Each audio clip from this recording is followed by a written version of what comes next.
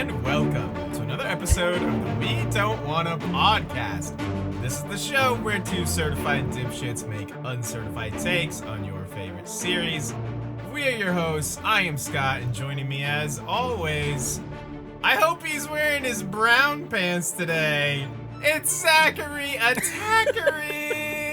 We're gonna get a little spicy today. You better be wearing those brown pants, buddy. Nah, man, I'm wearing my white ones. Oh, no. Just... no. God damn it. I'm wearing the white ones for a whole different reason. I begged Zach to go with his brown pants instead of his white pants gag, and he was like, okay, fine. And yet he brings it back around anyway. I bring it back around. Yeah. I do a little reach around pretty often. He loves to do a little reach around. How are you doing this week, my dude? I'm good, man. At the time of recording this is the week that House of the Dragon came out. Right, the previous Sunday. First episode is out. Right, the first episode is out. Yes. So I'm good. I've watched that episode like 2.5 times. Seriously? Yeah. I have not watched it even a second time since we recorded. Yeah, and I liked it more the second time. Interesting. I've got to say. Okay. Which, I'll probably talk about when we actually talk about this on Sunday. Oh boy, but can't wait. But yeah, no, I mean it's a good week. It was a pretty chill week at work, and I've talked to a million friends, you included, about House of the Dragon. True. And it's just fun. This is always a good time. Like, this brings me back to when Game of Thrones was coming out, and even though it's less theorizing, it's just like it's cool to have something current to talk about. I agree. Just that discussion time that we used to love to have. Yes. When Game of Thrones was first airing, and now we get again is very fun because like I talked about a little bit on the episode that went up. It's just, this is one of those things that feels like an event. It's not like, I'll stream that when I get around to it, or hey, you tell me this is good, I'll watch it whenever. This is like, no, you fucking watch it Sunday night and talk about it the entire week. Did you see that video going around Twitter where it must be like somewhere in New York, but it's like somebody from the street, they're looking up at the apartments. That. Yep. And all of them are watching Game of Thrones. You could see by the light changing. I love that. That's I very fucking love cool. that. Yeah. It's so cool. The other video I loved on Twitter, we were on the exact same wavelength. We made a joke about this as well, was somebody added like the Tony Hawk grinding meter and the music to what's his name grinding the rail. So very good stuff. I also loved, like, I'm not the biggest for like meme culture and all that stuff, but all the funny stuff that would go around like after an episode of Game of Thrones on Twitter was always very fun too. So I'm stoked for that as well. Hell yeah. It's an exciting time for sure. But yeah, man, I'm chilling, man. How are you? How's your week been? Pretty good. I went out with some friends and had Korean barbecue this afternoon. Love Korean barbecue. You get some kimchi on the side too? I mean, they had kimchi, but I did not partake. I'm not a fan of kimchi. Oh, no. okay. I'm there for the meats. As per usual. As per usual. It's the only reason you come over here. These jokes write themselves sometimes. Yeah, Korean barbecue absolutely fucks. Oh yeah. Is it better than the Brazilian steakhouse? I don't think so. It's kind of a lot of work, because if anyone that doesn't know, like, you're cooking your own, there are burners in the table, and they bring out like plates of like marinated meats and such, and you basically cook them. You get some bulgogi. Bulgogi is the one that absolutely kills. Also, is it kalbi or galbi? One of those. Galbi. They're basically like beef ribs, short ribs, I think, and the bulgogi and the galbi. Absolutely just fuck me right up. They're so damn good. Hell yeah, dude. Had quite a few rounds of shoju. I don't know if you ever had shoju. Yeah. I've had shoju. Then we had some of that. It was a lot of fun. Just a good time with friends. When I was living in Denver still, after you had moved away, a bunch of friends like in the photography scene and like community that I got really close with. Like we would always go do photo shoots and do a bunch of events together. it was interesting because it was like 98% Asian. Really? That community, yeah. I mean, there were a couple token Hispanics and a couple token other, but it was mostly Asian. And they always just had the best hole in the wall spots to go to. Yeah. So like, dude, they showed me some of the best, like, legit, whether it was Korean or Japanese or Thai food. I mean, it was fantastic. I loved it. And Korean barbecue is up there. Yeah, it's great. There is a very, like, pretty considerably large, like, Korean community right here where I live in the Carrollton, Dallas area. There's, like, where this place is like kind of a little mini Koreatown. And love that. There's all sorts of cool, amazingly good restaurants. You got to find yourself a good, authentic Korean fried chicken, man. Oh, we do. There's over there. I mean, there's bonchons around here too, and bonchons are amazing. But yeah, like you need like a hole in the wall, like mom and pop. That's what I'm saying. They have those over there. There's okay. Well, you need to go to one. You never told me about one. Well, why have you not told me about this? I'm very upset. There is a dumpling place over there also. Oof. That I think dumplings might be like my number one, like, Asian type food. No, like, dumplings are so good, dude. That's just absurd. Dumplings to me, dude. Kill. I don't care if they're like Chinese, Japanese, Korean style dumplings. They're always amazing. And oh god, this dumpling place, so good. Dumplings are good. I'm not throwing shade. You are, and I won't have it. But to be the number one Asian food is absolutely it is absurd. Like the first thing I look for on like any Asian menu, and like kind of what I judge the place like most harshly about. Like if they have bad dumplings, I probably am never going there again. So. Oh my god, dude, that is. I don't know what to tell you. I've never had a bad dumpling. I definitely have. I eat a lot of dumplings, so they're so good. Yeah, they're so good. That's insane. Anyway, it was very funny. My boy Marcus, shouts to Marcus if you're watching this. When he was taking on most of the cooking of the meats this afternoon as we were eating, and every single time we got like the burner, the little plate, real nice and hot, and you would slap the meat on there. Shut up. Hell yeah. And it would, you'd get that nice sizzle. Every time we would get a nice sizzle going, the dude would come around that like when they get too smoky, he like changes out like the plates. He's got like this tool, and he like takes the plate out and puts you down like a nice clean one. Yeah. And every single time Marcus was getting so frustrated because every time he was getting like a nice sizzle and a nice sear on the meats, that dude would just be like come sprinting over to like say, nah, fuck that, and change the thing out. And then you just get this cold ass no sizzle in my house. Yeah, that guy was not having it, and my boy Marcus was getting so angry. It was so funny. What sides do you fuck up there? Like what do you like? They have that, like, do they do it where they have like all the sides like around the grill? Okay. Yeah. It's like a sweet potato something. It's like a real sweet potato dish. Yes, that shit dude. Is real good. Rice obviously with the meats is very good. Those are kind of the main ones. I don't fuck much with the sides usually. You don't like the like, cucumbers are decent. Pickled cucumbers and the pickled radish too. I don't think I had any of that. There's also this like bean stuff. I don't know if I saw any of that, or maybe this place didn't do it. Yeah. Anyway, it was good. What about sake? You have some sake? No. You get a couple drinks in you? No. No, I had drinks, but it was the soju.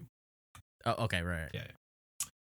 Anyway, that's been my week, but we have more important things to talk about, debatably. This is Game of Thrones episode 36. This is a good one. This is The Laws of Gods and Men, which is famously the Tyrion trial episode. I have been looking forward to this episode. This is one of my, I feel like, in my mind, always sticks out as one of the better episodes of season 4, and what's crazy too is like it only goes up. Yeah. Like the rest of the season is absolutely fucking insane. That's kind of the thing. Once, we talked a lot about season 4 and how incredible it is, and the last couple episodes I haven't been like crazy about, but like starting around here, season 4 starts to pick up steam, and then it just does not stop. Throughout the entire rest of the thing. Spoiler: I think this episode is fantastic, but we'll talk about it now. You wanna start us off on that there recap, buddy? Yeah. Before I hop into our recap, I'm gonna throw this at the front of today's episode. If you guys are new here, I need to take a second here to remind you guys that it means a lot. If you guys want to hit the subscribe button, hit the like button, share this, and hit us up on Twitter and Instagram. That always is usually at the end of our episodes, and I figured I'd say, hey, do the goddamn thing. Definitely. Slap that meat on there. Slap that meat right on there. All right, the laws of gods and men. We began with our first look at Braavos, as Stannis and Davos, hey, bars, arrive to negotiate with the Iron Bank. The bank wants to refuse Stannis' loan, but Davos gives a great speech, and they get the gold. Davos re-recruits Salladhor Saan and his fleet to their cause. At the Dreadfort, Yara and her Ironmen sneak in to rescue Theon. Theon is completely broken and refuses to come with them as Ramsay and his men arrive. A fight breaks out, and Yara is forced to leave. She says her brother is dead. Ramsay rewards Theon with a bath for remaining loyal and tells him he needs his help to take back a certain castle. In the east, Drogon has some delicious roast goat for supper, and Missandei spends 30 minutes listing all of Daenerys' self-proclaimed titles. This woman. A nobleman of Meereen comes in and confronts Daenerys about her crucifying the masters and asks that he be allowed to give his father, whom she killed, a proper burial. He tells her that his father and others she crucified spoke out against the killing of the slave children and that she was punishing. She allows the burial. In King's Landing, Oberyn had a fun night, and it's too damn early for these council meetings. Yeah, dude, I definitely feel like that every now and then. Yeah, I fuck with that. Yeah, hard, yeah. Varys tells them of Daenerys taking Meereen and how Ser Barristan and Ser Jorah are advising her and leading her army. Tywin decides that she is a threat and must be dealt with. Oberyn and Varys have a chat where Oberyn is shocked to learn that Varys does not like boys. Shocked. Shocked. Absolutely shocked. Jaime gets Tyrion from the dungeons and his trial begins.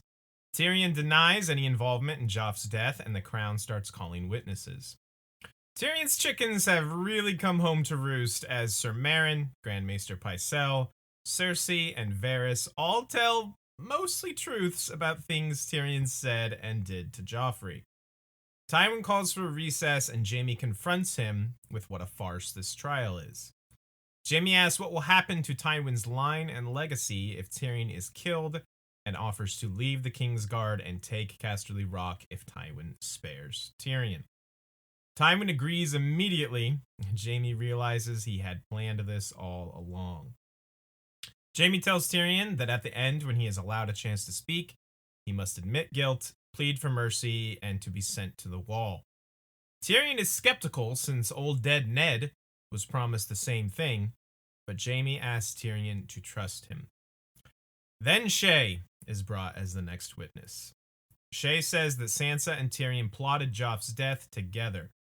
Much like the other witnesses, she tells just enough truths mixed in with the outright lies to infuriate Tyrion. Then, holy shit, what a speech. Tyrion says he did not kill Joffrey, but he wishes he had, and that he is only guilty of being a dwarf. He wishes that he had not saved the city from Stannis and that he had enough poison for everyone there. He knows he will get no justice in this trial, so he demands a trial by combat.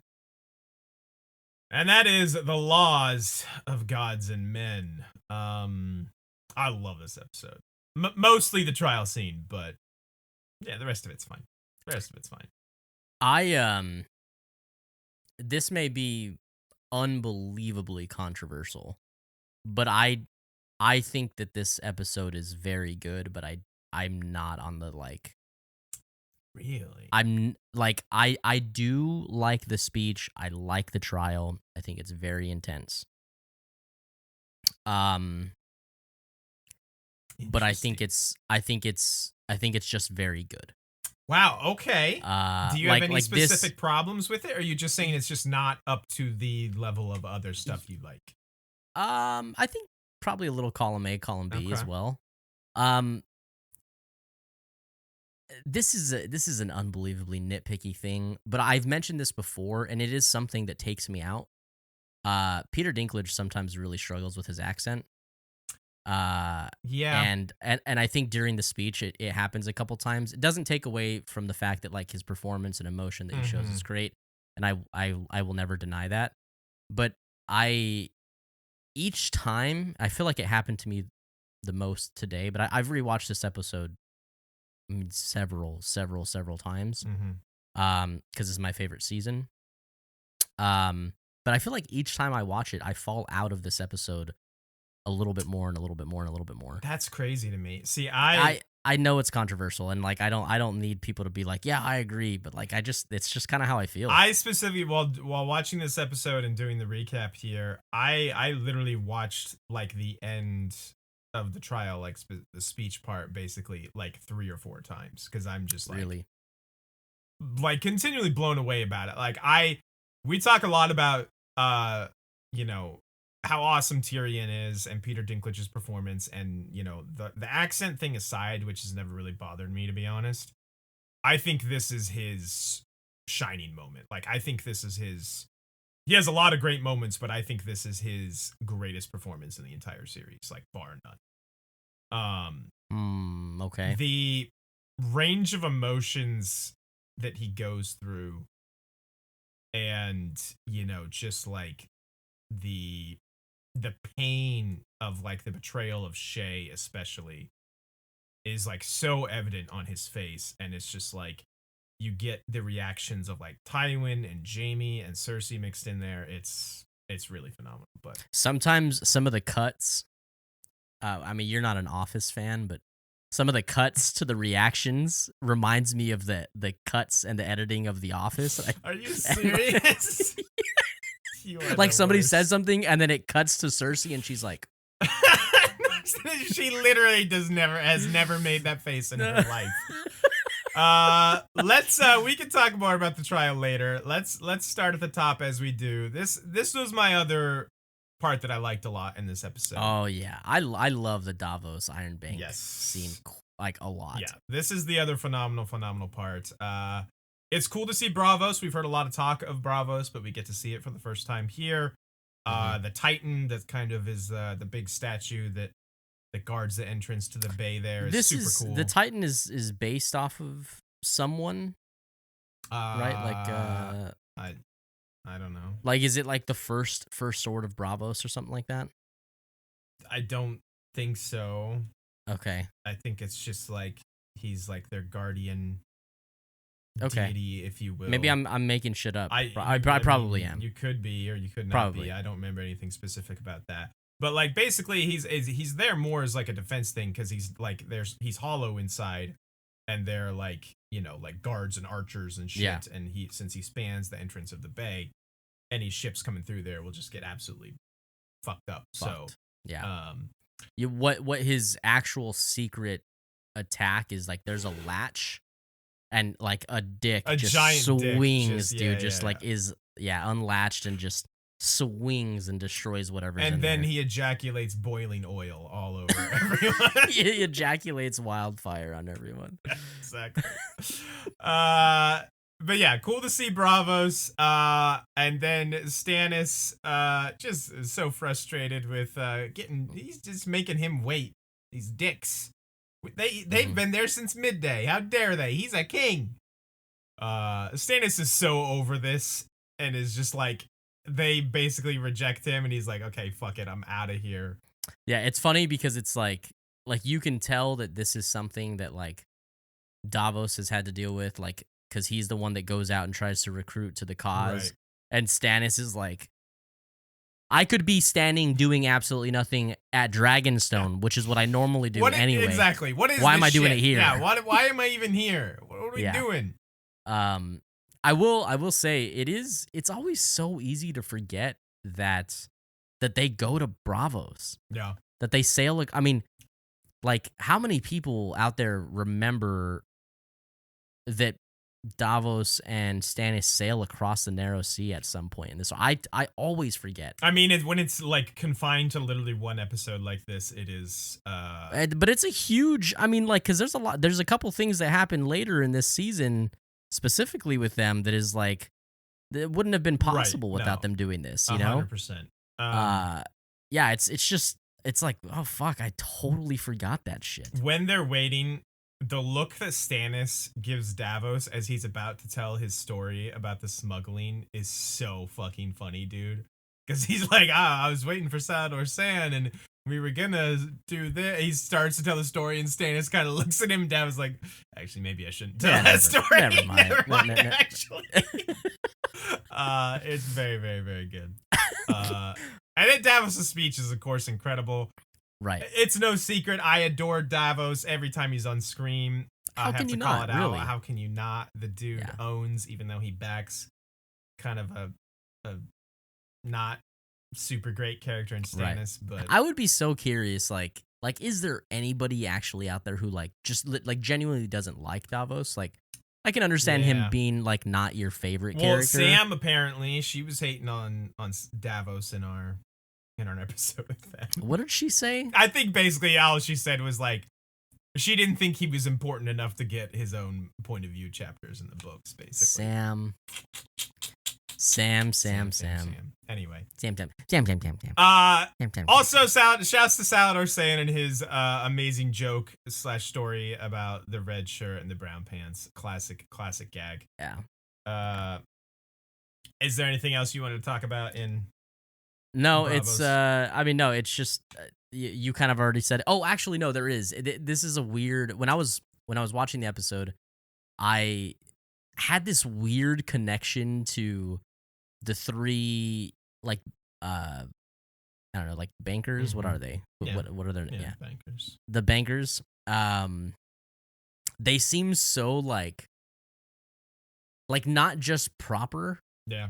But like if they were aliens who were posing as humans, you know, like there's something about it reminded me of like Star Wars, like the way that they're just like that's very a weird. I don't know, man. I don't know what it is. I can't remember his name, the actor's name, but I like the guy that plays like the main banker dude. He also plays Sherlock's brother in the Benedict Cumberbatch Sherlock show. He's very good. I've seen 1.5 episodes of that show. Well, they're long episodes. They're long, movie-long episodes. I like that show a lot. Or I used to. I haven't seen it in forever. Anyway, then the Dreadfort stuff. So yeah, obviously this was set up. Was that at the very end of season 3 when she decided? I think that was the season 3 finale when she like gave that rousing speech and suddenly is big Team Theon. I don't remember when it was, but it's like the showrunners were like, it's not that exciting. We'll get to it later. We'll get to it in like episode 6. Let's put it in an episode where something else really exciting happens. So like put a pin in it and come back to it. My biggest takeaway from this scene is Ramsay fighting with like half naked with no armor and without a shirt is stupid. Not just him, he's stupid for fighting out without armor. I just think it's stupid and they shouldn't have done it in the show because it's like I guess they're trying to like show you he's like a fearless badass and he'll go in and fight even without armor, but all it's really doing to me is further reinforcing my belief that the Iron Men are total pussies. So I can see that. I think that's just dumb. Yeah. I think my biggest takeaway from this is, and not just this specific scene, but like the other stuff, like the bath scene is, and Amanda, I'm talking for you here, but I genuinely mean this. Alfie Allen is fantastic. He's very good. He's so good of an actor. No problem with the performance. I've said this before. Yeah, definitely. It's no problem with the performance of Theon. It's just not a compelling story. I will say, having recently finished the books, I do wish they had kept some of the North stuff in the show from the books, because that makes Theon's stuff interesting, because we see all the Northern stuff basically through his point of view chapters. And I was actually stoked for Theon chapters, because the stuff that happens in the North is really interesting. I'm trying to remember it because it's been so long since I read them, and I only got through the third book, but Reek is a separate character in the books. Well, right? there's multiple Reeks. Okay. Yes. Theon is technically the third Reek, I believe. Okay. But anyway. Okay. Anything else you want to say about the Dreadfort stuff? No. Are we not supposed to know the castle that he's? It's. I think it's pretty. It's said, right? Yeah, because Roose Bolton, he's going to take Moat Cailin. Moat Cailin, okay. All right. Obviously, Iron Men currently hold it, and Roose was complaining about how he had to be smuggled. Roose was complaining about that snuggling. Smuggled. He does seem like a guy who doesn't. Yeah, he would hate a good snuggle. He would hate a good snuggle. Anyway, Roose couldn't get into his own lands because the Iron Men hold Moat Cailin, which is the choke point of getting north. Cool. But yeah, in the East, this is the. I feel like this is the big start of the Daenerys and her titles memes. Yes. It's so ridiculous, dude. Yeah. It's fucking absurd. Yeah, it's just endless. Why? Even as okay, because think about this. We see it for a second, but if this is her introduction for every person that comes in, 212 of them, dude, how many? Jesus. Missandei has got to go home and crack open a cold one and be like, "Fuck, dude." I just take a lap, Missandei. We don't need this. Just give it a rest. What are we doing? Oh my god. Yeah. I don't hate this scene, because as we talked about when she did it with the crucifixions, we did bring up, a lot of how Barristan tried to talk her out of it, and how she's like, I will answer injustice with justice.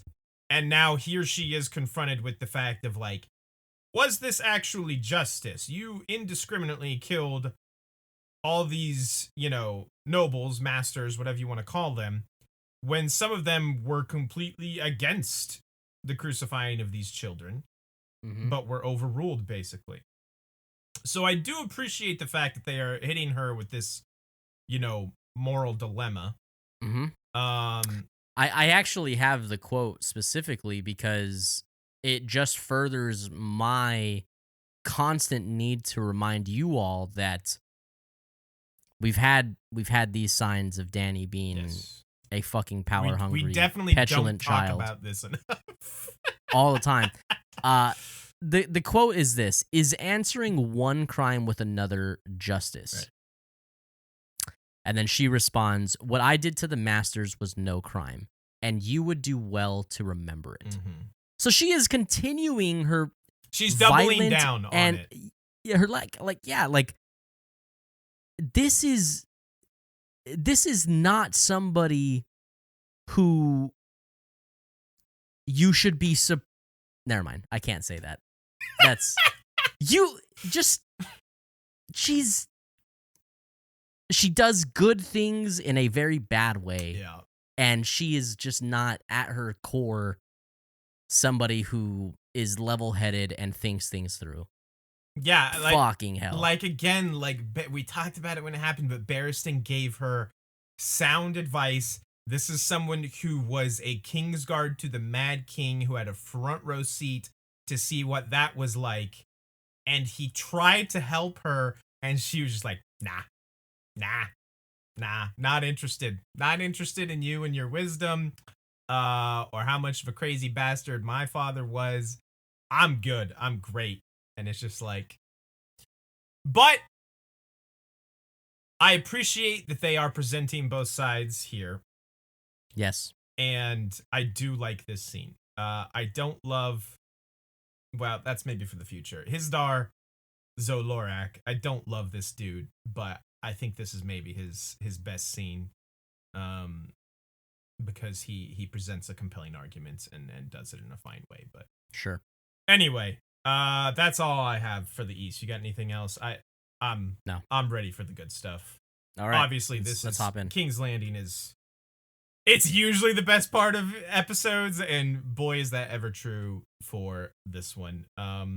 First we get the small council meeting, which starts out very, very funny with Oberyn being like, it's early, dude. Like, what the hell are we doing here? And then one of many, well, a couple anyway, amazing Mace Tyrell moments when Oberyn's like, so am I gonna be... One of two. He's got two this episode that are fucking hilarious. Oberyn's like, so am I gonna be Master Coin, Master Ships? And Mace immediately was like, Lord Tywin promised me Master of Ships! Well, it's funny because he's like, his pompous, like, dude, he puffs stupid ass. Up.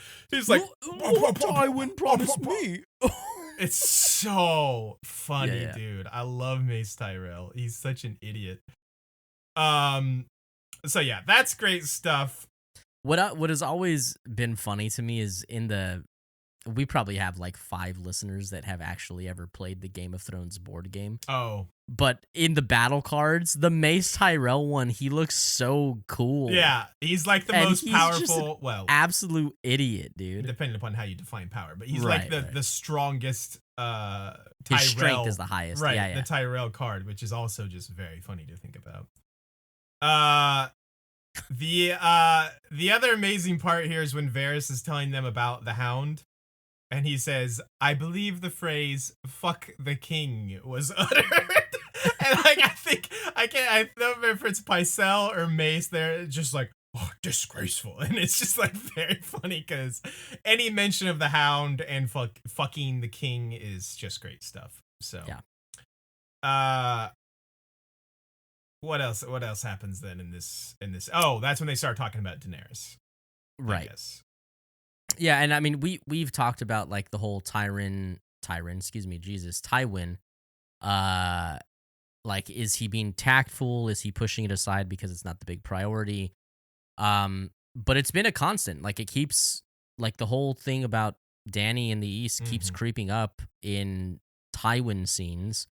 And I think it's a really good way for the show to remind us that, like, this is supposed to be connected. Right. You know, like we need to be aware of this, and like this is eventually what's going to be, you know, happening. Which all that's good, but then we have to deal with 2.5 seasons of her and Meereen. So. Right. True. Yeah. You know, we don't get Tywin. Tywin has met Mace fetch him his ink and quill, which is also very funny, by the way.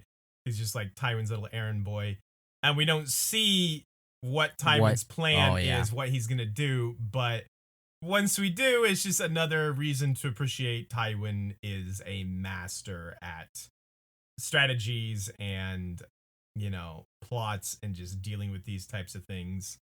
The man, he knows how to drive a wedge between things. Yes, boy does he ever in this instance. The chat with Oberyn and Varys, I didn't have much notes on it because there's not really much that's like it's kind of about it, but it's kind of a fluff conversation. It is a little bit, yeah. But Pedro Pascal, any Pedro Pascal we get on screen as Oberyn is just a bonus, and I like Varys a lot too. So yeah.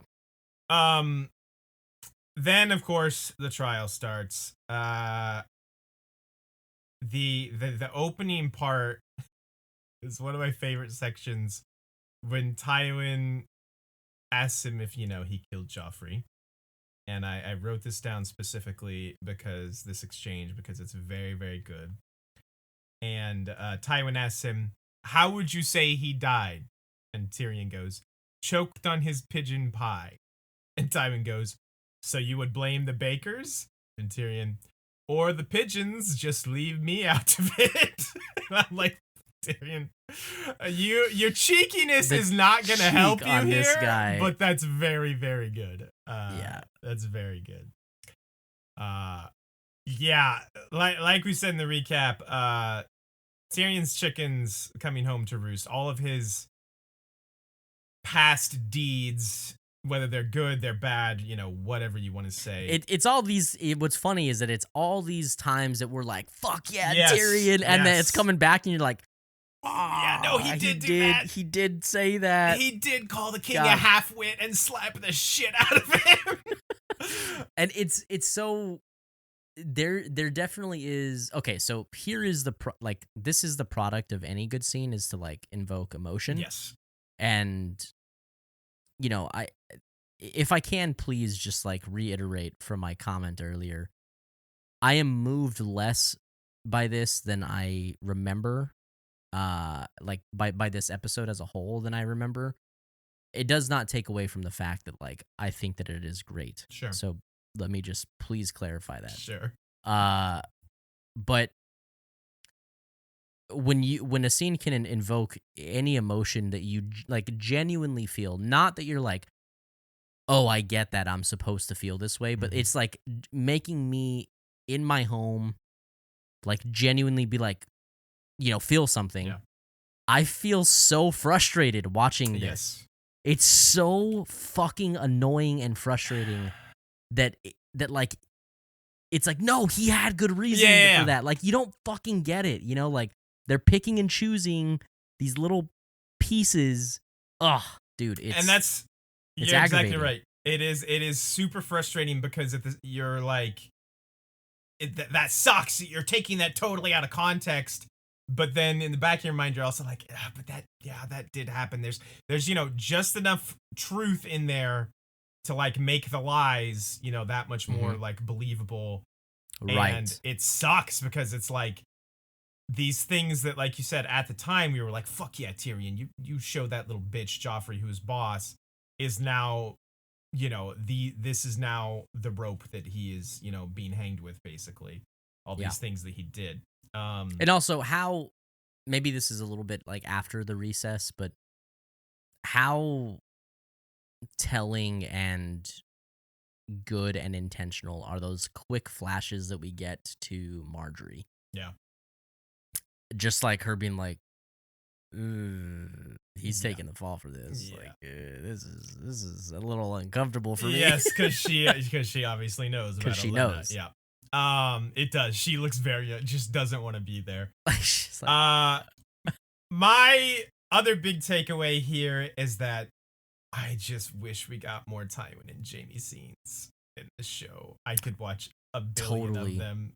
Totally. Every single time we get one, it is like just so fucking good. I say this about a lot of characters. I feel like I say we need more Jaime Tyrion scenes. We need more Arya and the Hound, but like Jaime and Tywin, this recess scene is so good because it's just like Jaime thinks he's doing this like super noble thing, like, something he does not want to do, and he's being played. Right. This is a sacrifice for him because he does not want to be Lord of Casterly Rock. He does not want to go there. And Tywin just instantly done. And you can see Jaime realizes immediately, like, this motherfucker has been planning this. Probably since Tyrion's arrest. Like, oh yeah, Tywin does not fail to take advantage of, chaos or opportunities. Like, this dude is next level. Yeah, he's 7 steps ahead, always, at all times. It really is fascinating. I think one of the things that I really love about Jaime Tywin scenes is we don't see Jaime in many scenes or in an element where he is being owned. Yes. Like, correct. Even when he was, think about like in season 2 and 3 when he was a prisoner, he still owned the scene. He still owned the scene. Yeah. And although it's kind of par for the course and just kind of routine for Tywin in that seat, it's still just such a cool dynamic to see his son getting owned. But it's it's the golden child. It's not it's not Tyrion getting owned. It's just a cool dynamic, and I really like it. I don't think that their chemistry is quite like the. This is not a shot at like acting ability because that's not what I mean. But just I know what you mean. Like how drawn to them on screen together. Right. I am like for like Arya and Tywin, or honestly even Tyrion and Tywin. But it's still just such like a refreshing, different dynamic, and I really like to see it. So yeah, a little more of it would have been nice. No, I completely agree with you. They're not quite as like, you don't leave them feeling as like, I don't quite know how to express it, but like you said, like the chemistry aspect, it's just they're always so interesting, and just like you come out of them, I just always come out of them wanting more. Jaime has a couple of really good lines when he's talking to Tywin. When he's like, "Who will carry on your family name and legacy?" He's like, he says Lancel, like that's an absolute joke, which shots at Lancel. And then he says something catching strays, like, man. Other Lannisters whose names I don't even remember, and that's just like a perfect, like, we've seen that before with Jaime. Is just like he's so self-absorbed at times, like he doesn't even know his own relatives. Like when he was talking to his cousin that one time, is she he's the like, fat one? Is she the fat one? Yeah.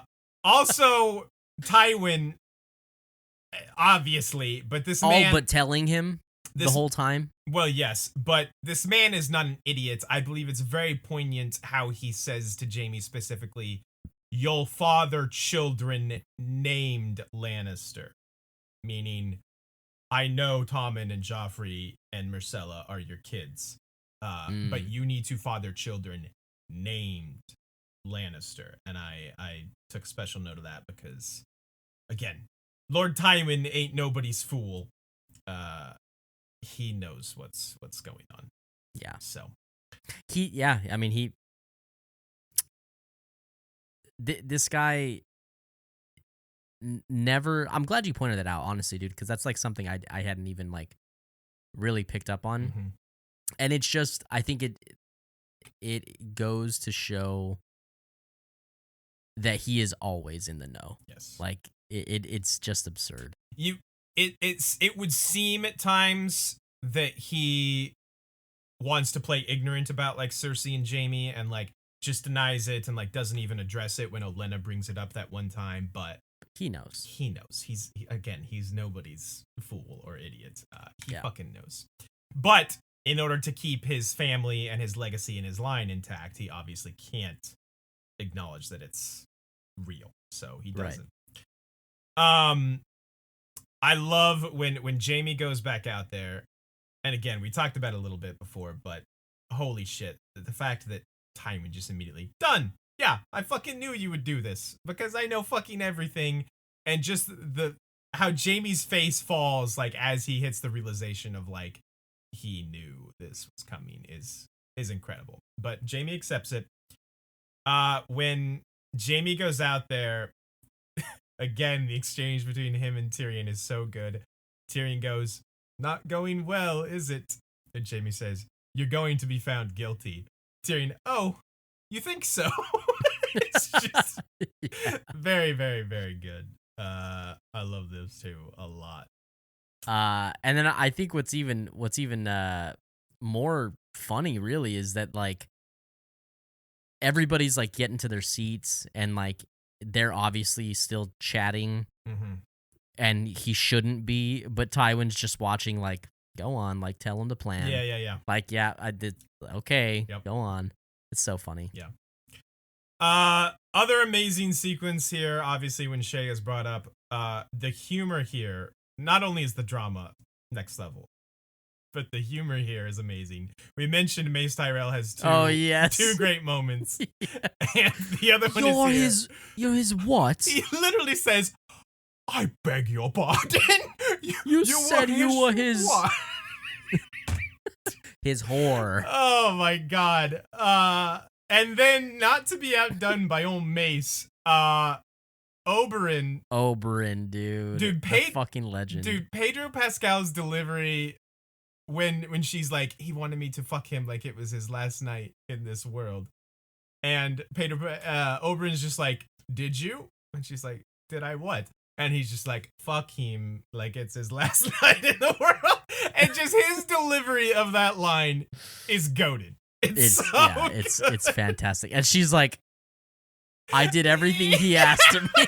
She's like, I don't know how to answer this question. Oh, man. Oh, it's so good. But fucking poor Tyrion. Like, yeah. Like, nothing was going well for him, but this truly does. This is what breaks him. This is, you know. How do you feel about this in, like, comparison to the book? Because I know that TV Shay is not your favorite because of how it deviates. Yeah. Do you think this is better because it's very compelling and very emotional? Or? This feels more of an emotional betrayal than the book version does. Okay. Because you never got in the books, at least to me and my interpretation, you never got as much of a sense as that, like, Shay and Tyrion were in love. Yeah. Right. But the show explores that a lot more. So this feels like a much more personal betrayal than the book did, for sure. So I would say in this aspect of it, it's probably the show is better because it you know, like when Tyrion is just sitting there with like his head down and he's just like begging. What does he say? Like, Shay, please don't, or something like that. Please don't. And it's just like, oh, it crushes me, dude. It's just, oof. So I'm not sure if you can recall this, and actually I may have refrained from reading this portion on the episode because it was kind of spoiler. But a while back, we had a listener reach out, and I don't know where the message is. I probably should have been prepared, but I'm remembering it now. When are we ever prepared for this? Yeah, I know, right? We're just professionals over here. Yeah, big time. Where one of our listeners, one of y'all listening, wanted us to explore the Shay betrayal more. And I think specifically what it was is like, what exactly like led her to betray him in this way? Yeah. You know, like everything the show has shown us is that she's genuinely like in love with him, and genuinely feels for him, does not want to leave him. And I don't know. I think my take on it is there's a sense of stubbornness there. I do think it's driven by love. Yeah. But I think that like her character is just simply stubborn, and it's not something that she has chosen to do for herself. So she's fighting the idea of leaving and whatever, right, and not giving up because she is stubborn and does not want to quit on their relationship, her position, right, and whatever. Well, we've seen her like basically refuse to leave King's Landing multiple times, like with Varys, with Tyrion. Like Bronn had to basically like drag her out, you know. And I feel like had it been only about love, this is just my interpretation. Had it been only about love, she would have left. She would have seen the danger that she was putting him in. Correct. And I think there is a huge element of her that is like that it is about her. Yeah. I mean, it is about her and her position and what she has access to. And, you know, I'm not saying she's like a gold digger necessarily, because I do genuinely think that in the show she loves Tyrion. But both things can be true as well. Yeah, exactly. I don't know. I guess that's the way that I take it. And as far as the thing that like actually sets her off, it's got to be when Tyrion calls her a whore, right? When he white fangs her. Yeah. I definitely think so. Okay, I mean, because it's called back in this scene. Yes. She tells him, "I'm a whore." Yeah, definitely. Yeah, like when she looks at him and like basically says that, and I mean, it's obviously much more complicated than this for Tyrion, but I'm sure partially in her eyes, she viewed it as he chose Sansa over her.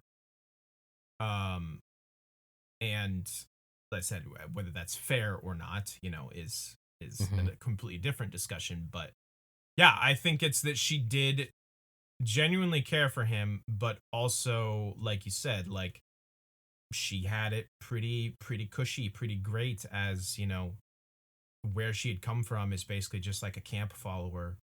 And yeah, like I'm sure this is, Cersei probably promised a lot of, great things, gold, or what have you, to like give this testimony also at the trial. So she's looking out for number one, as well. Yeah, I think the one thing, and I may have to say this again in a few episodes, but the one thing that really kind of drives me, I don't know that I can say like it doesn't like piss me off, but it just doesn't work for me, is there is something that happens later in the season that just makes me feel like the whole love thing should not have been explored by the show, and it should have stuck more to the book. Because, I mean, I'm sure you know what I'm talking about. Like, yeah, I mean, we can explore that more when we get there, but it just it makes it hard. I mean, we're talking about the love thing now. That's why I'm mentioning it. Sell, I think, is what you're saying. Yeah. So I do struggle, and with like figuring out like how did this actually play out. Like, yes, I don't know. No, I know what you mean. I in this moment, like I said, it hits hard, and it's a very effective, because it's like, it's just such this public betrayal, and Tyrion is like just obviously in just an awful spot in every which way. His trial is not going well, and then the cherry on top of it is that he gets this extreme betrayal from Shay, and that's when he basically has this outburst. He ignores or forgets everything Jaime had told for him, because it's also interesting, obviously, since in the books you're able to get like inner dialogue a lot easier. Tyrion was, basically on board for this, for Jaime's, ploy here. Like, he thought about the fact that, like, hey, listen, the wall isn't so bad. Like when I visited there, Mormont and me were tight, and he told me that the wall could use men with a mind like mine more, and it's like maybe I could even be Lord Commander. And he's basically more or less like resigning himself to this fate and being like, this maybe isn't the worst thing in the world. Right. But then, Shay is brought in, and it's, then of course everything all goes out the window. All goes out the window. Exactly. So, we talked about the outburst quite a bit already, but it's a phenomenal speech. I love it to death. Like I said, I watched this like 3 or 4 times today. Whether your complaints about the accent, like I said, that's never really bothered me. Fair. Sure. But the emotion, I don't think, can be denied. The tears glistening in his eyes, and just like, the vitriol and the hatred he has for basically like everyone in that room, and like I'm guilty of a far more monstrous crime. I'm guilty of being a dwarf. And Tywin just, kind of being like, you are not on trial for being a dwarf. And Tyrion like, I've been on trial. I am. I've been on trial for that my whole life. And it's just like, it's so good, dude. Yeah. So good. Yeah, this is, man, this just sounds so mean, because I don't feel like this about Peter Dinklage often, but like, I would rather, after today's man, I don't know that I would say rather, but after rewatching it today, I felt like reading this dialogue on paper like is better to me than the way that he delivers it. Man, is that weird? Really is that fucked not up? Not a fan of this sequence. I've never felt so negatively about it. Who pissed in your Cheerios before you were watching this, my dude? I don't know, man. I'm legitimately like shocked a little bit. There are just some parts of it that just feel like, a little forced, a little much. I don't know, dude. If you were in this position and your entire life is collapsing around you, like, I feel like everything he says and does is totally like justified and like, yeah, okay, like, yeah, I can see. Look, man, I can see that saying. I'm just telling you how I saw. Like, today when I watched it, it was a little hard for me to buy in. Is that weird? That's wild. That is weird. The part, especially, I love when he's talking about Joffrey, where he's like, watching your bastard die, or does he call him bastard? Whatever he says. Yeah, your bastard son. Gave me more pleasure than 1,000 lying whores. Yeah, it's a great line. Oh, it's so good, dude. I don't understand. I don't know what's wrong with you today. I truly don't. Yeah, I don't know, man. I don't know if my head wasn't in it, if I wasn't fully committed to the episode, if there's something else going on. Yeah. But like, I felt like this like doesn't seem to hit me the same way that it has in the past. And I have, so for clarity, I have always kind of felt a little like, I know I've mentioned it before in the past, like the accent thing does sometimes throw me with Tyrion, because when he has a lot of dialogue at once is when you notice it the most. So like it has always been something I've noticed, but I don't think that that's the sole thing. To me, there was something that was like, I don't know. Maybe I just need to like shake it off, because the rage is warranted. Your explanation was very good. The rage is warranted, but I guess sometimes in acting, I feel like I'm very much of the mindset that like less is more, and I feel like a lot of this was like a little too pushed. But maybe that was the intention, and I just need to accept that. Yeah, listen, like, I'm not trying to, like, we probably gush enough about this show to a point where, I'm offended by your criticism of this, but I'm just like, no, it's just like, I'm surprised it's about this of all things. I'm curious as to what other people think. Like, let us know in the comments or hit us up in the Discord, and let us know, like, which side of this are. Do you love this scene? Are you more like Zach? I am fully aware that most people are going to be on the side of it being great, because that's what I want. It is a universally loved and like praised episode, and I know that, and I think I've said that several times. No, that's fine. I just need everyone on my side for once, because everyone was on your side with the Tyrion and Blackwater thing. Yeah, that's because I'm not a fucking idiot. Well, let's leave that up. You're to a debate. Fucking idiot. The last thing I want you actually believe that Cersei was better in that episode. We're not moron. Reopening this. The last thing I want to say about this is I love how we get the reaction from everyone after he demands the trial by combat. Yes. Jaime's face is so good, because he's just like, you fucking idiots. Why? Like, I set this all up for you. Yes. Like, what are you doing? Cersei is kind of like, oh, interesting, but I'm ready for this too, you fucker. She's like, I have the mountain. Yeah, I've got the mountain. Oberyn is like, oh, okay. Interesting. Trial by combat, huh? He's like, yeah. Tywin is just kind of like a mixture of like, you little fucker, but also kind of like, all right, that's the way you want to do it. Yeah, it's good stuff. Tywin is just the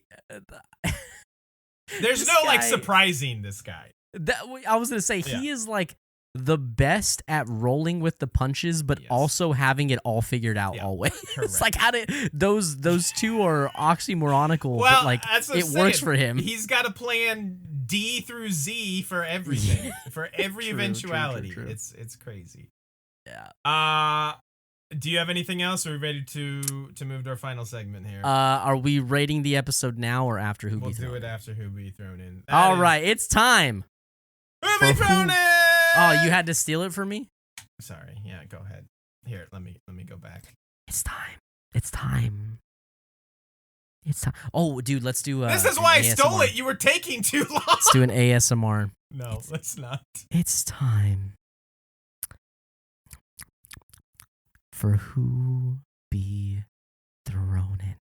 Okay, smacking your lips into the mic is not ASMR.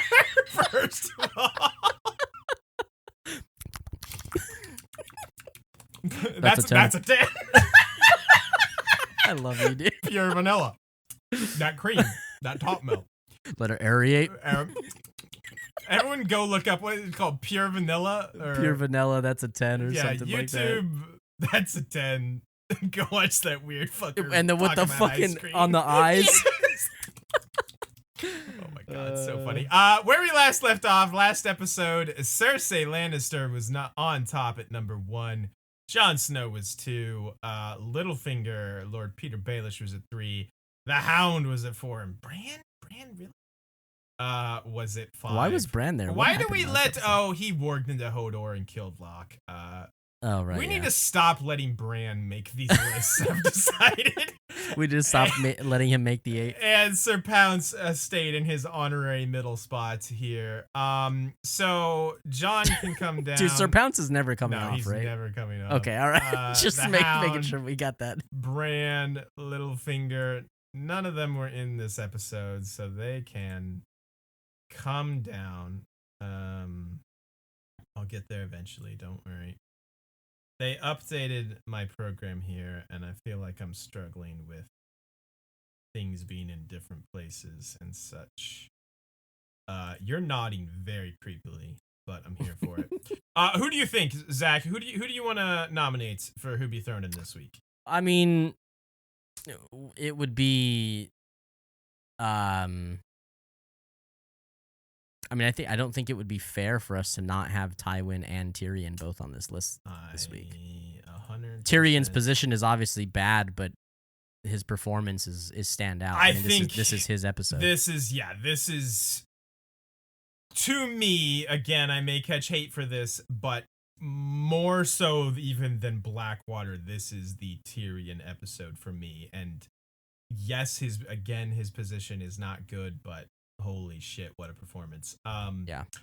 Also, I have to say that Braavos has to make the list. Yeah, I agree. Braavos was excellent. He also big wins for his boy Stannis. Do we want to consider Ramsay? I don't. For you audio listeners, my face. Zach looks like he just ate 10 lemons at the same time. He's like, Yeah, you ever seen those videos of babies eating lemons? Yes. For the first time. That's so funny. I literally, when my nephew was younger, did that exact thing with him, and it was very funny. Let's see who I wonder if I'd have the same reaction if I squirted. Never mind. Okay. What about? God damn it. What about Oberyn? Why Oberyn? Just because he has one funny line. No, he has several funny and great lines. I don't know. Are you not putting Tywin on here? Tywin is already on the screen. Yeah, but are you not going to put Tywin on here? Zach, I don't know why I even invite you to do this with me. Okay, well then who else? Jamie? Who do you want on here? Is Cersei gonna stay? I think Cersei, yeah. Well, she's already on there. I think we really gotta consider Cersei for this episode. You fucking idiot! She's literally on there. What about Jamie? I'm sleepy, man. I don't know. Is it Jamie's episode? Jamie has a very good episode. It is not Jamie's episode, but Jamie has a very good episode. I feel like we're missing something here. Yara. No, fuck no. No, absolutely not. Fuck Yara. Definitely not Daenerys.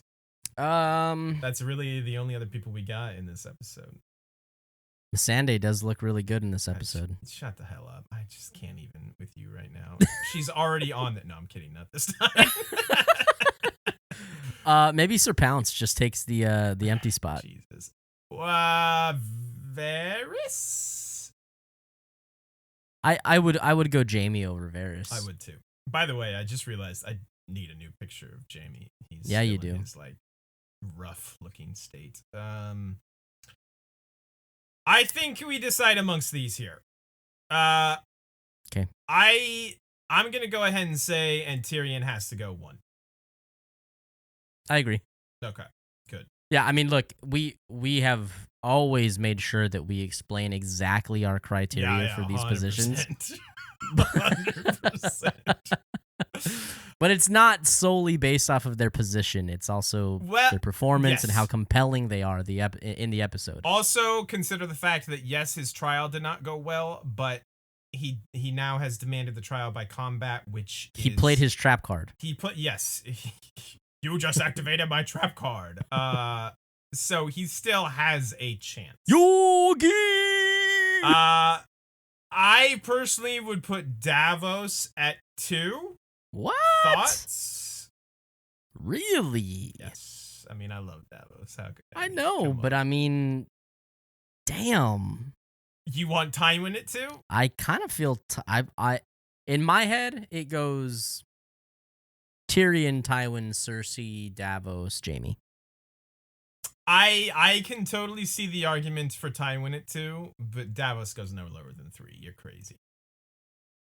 Cersei didn't have any huge wins or like hardly any performance this episode. She had like her witness section.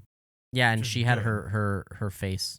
She had her True, big true. She had her face. Lena Headey's face. Sometimes, you know. Yeah. Okay. All right. Fair enough. Davos. Okay. So I'll shake the Tywin at 2. He was amazing. He's always 50. You'll touch tips on it.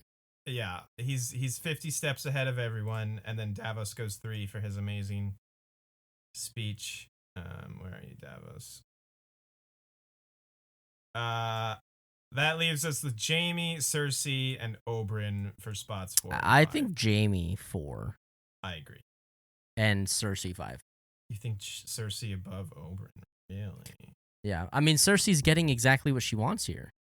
I mean, in a way, not exactly. It doesn't matter to her. She kind of forced all this to happen. Like, this is her. Yes, this is her doing. I agree. It's behind the scenes, but it's her doing.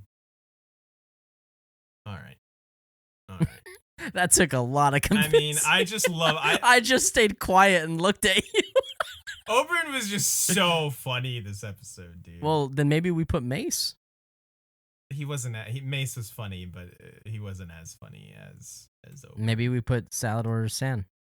I do love me some Salad San. I love me some good salad. All right.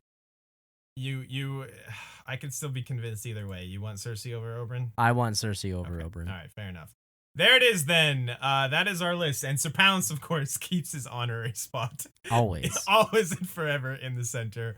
One more time, that is Tyrion taking the number 1 spot with his Emmy reel, basically. What a fucking incredible speech. Tywin just rolling with the punches, way ahead of everybody always at 2. Davos gets the loan. Big mortgage coming up for him and Stannis, but big win. And then Jaime at 4 had some just phenomenal scenes, and then Cersei kind of engineering a lot of this trial behind the scenes and doing good work. So she is at 5. And that is to be thrown in. Let's not forget, because we never do, to rate this episode. I usually always go first. I want you to go first this time, Mr. Hater of this episode. 8.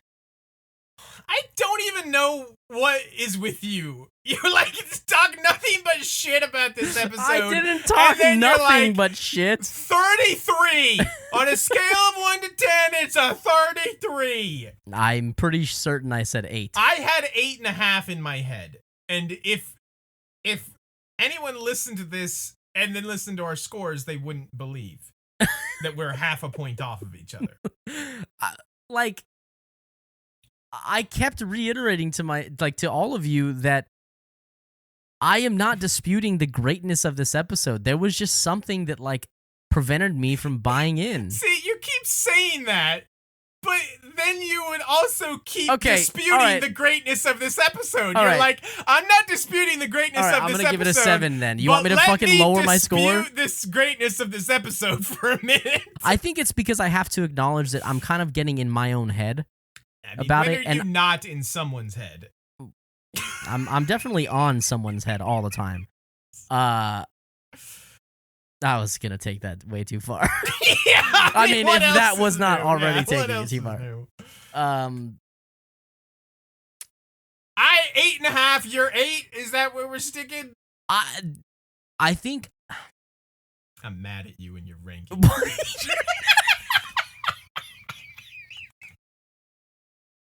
Scott, I want you all to know. I shouldn't have let you go first.